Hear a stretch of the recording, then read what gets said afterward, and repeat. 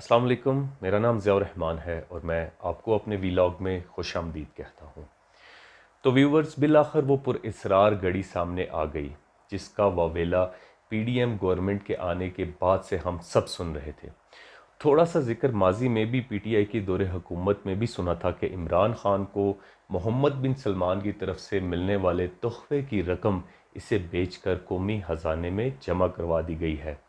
पहली बार ऐसा देखा कि हुकूमत ने तोहफ़ा वसूली के बाद अपनी ज़ाती मलकियत में लेने की बजाय उसकी रकम कौमी ख़जाने में जमा करवा दी। इस घड़ी की ज़ाहरी शक्ल तो अवामुन नास में से किसी ने भी ना देखी थी। फिर अचानक क्या होता है कि एक मल्टी मिलियन शख्स उमर फ़ारूक बिन ज़हूर दुबई से जियो न्यूज़ में प्रोग्राम करने वाले एंकर शाहज़ेब खानज़ादा के प्रोग्राम में जलवा अफरोज़ होते हैं और दावा करते हैं कि तोशाखाना की घड़ी इन साहब को पीटीआई के नुमाइंदा शहजाद अकबर के ज़रिए बेची गई। जो इंकशाफात घड़ी से रिलेटेड वो करते हैं, मुल्क में एक नई अफरा तफरी का बायस बन जाते हैं। नाजरीन, इस घड़ी के मौजू को मज़ीद आगे बढ़ाने से पहले मैं एक ख़ास बात की तरफ पाकिस्तानी कौम की तवज्जो दिलाना चाहता हूँ कि ये ऐसे वक्त में सब हो रहा है जबकि अरशद शरीफ के कत्ल की मिस्ट्री अभी तक हल नहीं हुई। मेरी समझ में ये बात आती है कि इस कौमी हीरो के कत्ल से हमारी तवज्जो हटाने के लिए अचानक तोशाखाना का शोशा छोड़ा गया है।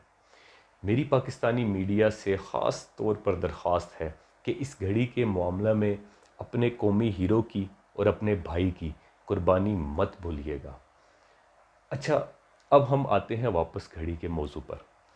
इस मामले में लम्हा ब लम्हा नई से नई अपडेट्स देखने को मिल रही हैं। दावा उमर फ़ारूक ज़हूर साहब की तरफ से किया जाता है कि 13 से 15 मिलियन डॉलर की घड़ी सिर्फ 2 मिलियन डॉलर में इन्हें फ़रोख्त की गई, जिसका अभी तक कोई तहरीरी सबूत या कोई वीडियो रिकॉर्ड सामने नहीं आया। अगर इन साहब की बात को सच माना जाए तो एक चीज़ तो तय है कि ये एक इलीगल ट्रेड हुई है जिसमें बेचने वाला और ख़रीदार दोनों ही गलत हैं। अब इस बात से उमर फ़ारूक साहब को तो ख़ास फ़र्क नहीं पड़ेगा क्योंकि आगे ही बहुत से केसेस में मुख्तलिफ़ मुल्कों की अदालतों को मतलूब हैं जनाब। लेकिन इमरान खान साहब की क्रेडिबिलिटी पर अच्छा खासा सवालिया निशान खड़ा हो जाएगा। अच्छा, मज़ीद कुछ देर बाद ख़बर मिलती है कि स्टाइल आउट वॉचेस नामी कंपनी की वेबसाइट पर घड़ी देखी गई, जिनके मुताबिक घड़ी उनके पास से फ़रोख्त हुई। अब या तो उमर फ़ारूक साहब को घड़ी इस कंपनी की तरफ से फ़रोख्त हुई या किसी और शख्स के ज़रिए इन तक पहुंची। और दूसरी चीज़, कंपनी के मुताबिक घड़ी की मालियत इतनी ज़्यादा नहीं जितनी उमर फ़ारूक साहब बता रहे हैं। बिलफ़र्ज़ उमर फ़ारूक साहब जो कह रहे हैं वो हकीकत है तो कोई बड़ी बात नहीं, किसी प्राइवेट कंपनी की वेब पर किसी चीज़ की डिस्क्रिप्शन लगवा कर डिस्प्ले करवा देना और फ़ौरन इस तक रसाई भी हासिल कर लेना। खैर, फिर इसके बाद इमरान खान साहब का बयान कि मैं जियो न्यूज़ और शाहज़ेब खानज़ादा के ख़िलाफ़ केस करूँगा, बरतानिया, दुबई और पाकिस्तान में। सूरत हाल को एक नया रुख देता है। इमरान खान मुकम्मल इस शख्स से ऐसी कोई भी ख़रीदो फ़रोख्त को मुस्तरद करते हैं।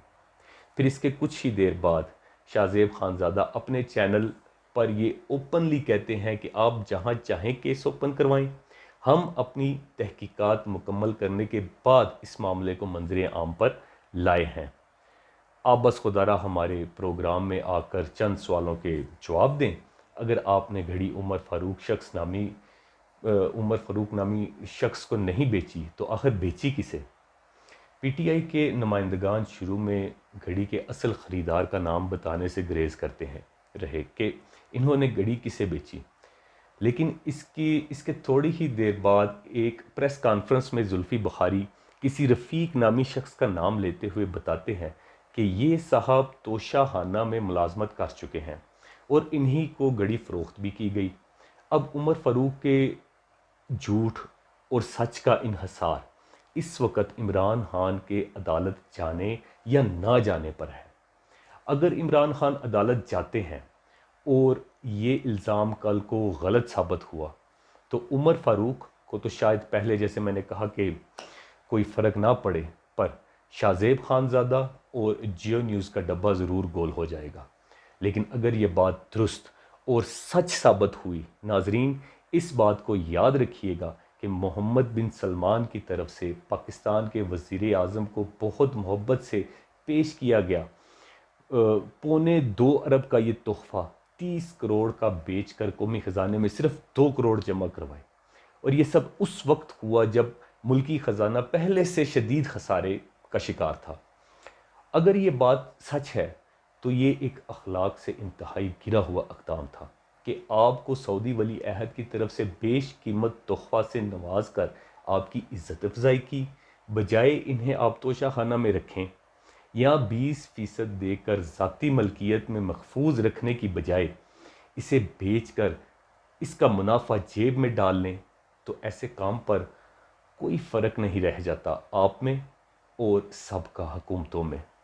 لیکن اگر یہ باتیں غلط ثابت ہوتی ہیں اور ساری سٹوری مینوفیکچر نکلتی ہے تو سمجھ لیں کہ ارشد شریف کا قتل، عمران خان صاحب پر حملہ اور گھڑی کی نمائش کرتا اچانک سے یہ نمودار ہونے والا عمر فاروق نامی شخص ایک ہی سلسلے کے کڑی ہیں۔ گزارش کروں گا آپ پر، آپ کے ملک کا حق پہلے ہے، بعد میں کسی پارٹی کا۔ غلط کمپین کا حصہ بن کر کہیں اپنے ہی ملک سے دشمنی تو نہیں کر رہے۔ میں امید کرتا ہوں کہ آنے والے چند دنوں میں حقائق کھل کر سامنے آ جائیں گے اور قوم کے لیے صحیح اور غلط کا فیصلہ کرنے میں آسانی ہو جائے گی۔ شکریہ۔ السلام علیکم۔